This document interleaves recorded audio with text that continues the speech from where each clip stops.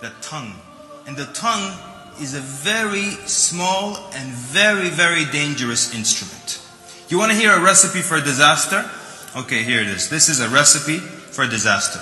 Number one, the tongue is an instrument or a muscle that never tires. True or false? You can get tired of speaking, but your tongue as a muscle doesn't get tired. Anyone know?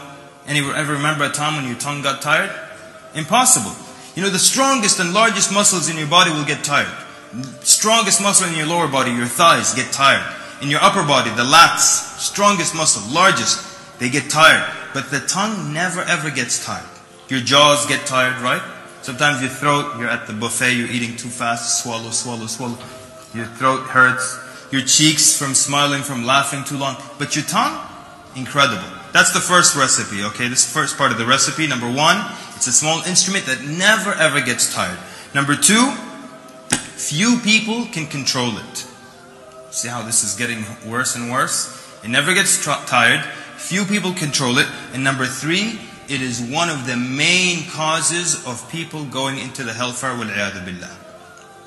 Is this not a recipe for disaster? Absolutely. It doesn't get tired. Few people know how to control it. And it's one of the main things that lead people into paradise. How do we know that? We know it from the hadith of Abu Hurairah radiallahu anhu. He asked An-Nabi sallallahu alayhi wa sallam, which of the things most lead to paradise? And An-Nabi sallallahu alayhi wa sallam said, At-taqwa wa husnul khuluq. So being God conscious or having the fear of Allah and having good manners. Then Abu Hurairah radiallahu anhu asked the Nabi sallallahu alayhi wa sallam, which of the things most lead people into the hellfire? Most conducive to the hellfire. And the Prophet sallallahu alayhi wa sallam said, Al-famu wal-farj. The mouth and the sexual organs. So we have the tongue being one of the top two things that most lead people into the hellfire, wal-'iyadhu billah. In another hadith, Mu'adh bin Jabal radiallahu anhu, he asked the Prophet sallallahu alayhi wa sallam, are we going to be held accountable for what comes out of our mouth? And the Prophet ﷺ answered him with a question. It's a rhetorical question. وَهَلْ يَكُبُّ النَّاسَ عَلَى مَنَاخِيرِهِمْ فِي النَّارِ إِلَّا حَصَائِدُ أَلْسِنَتِهِمْ? Is there anything else that will cause people to topple, basically to fall on their faces into the hellfire, or head first into the hellfire, except for the results or what they reap with their tongue?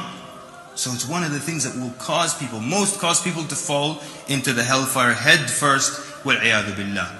In the hadith of al-muflis, the bankrupt person, when the Prophet ﷺ asked the companions, أَتَدْرُونَ مَنِ الْمُفْلِسِ? Do you know who is the one who is bankrupt?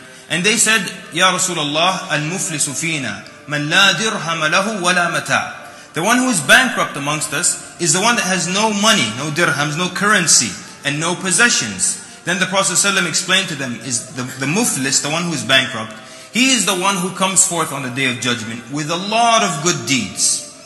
But he has also come forth with a lot of bad manners and bad dealings with his fellow human beings. And amongst the things the Prophet ﷺ says, وَقَدْ شَتَمَ هَذَا أو وَشَتَمَ هَذَا. And he had insulted that person. So even though he had a mountain of good deeds, he will lose that mountain of good deeds because, again, one of the things related to the tongue.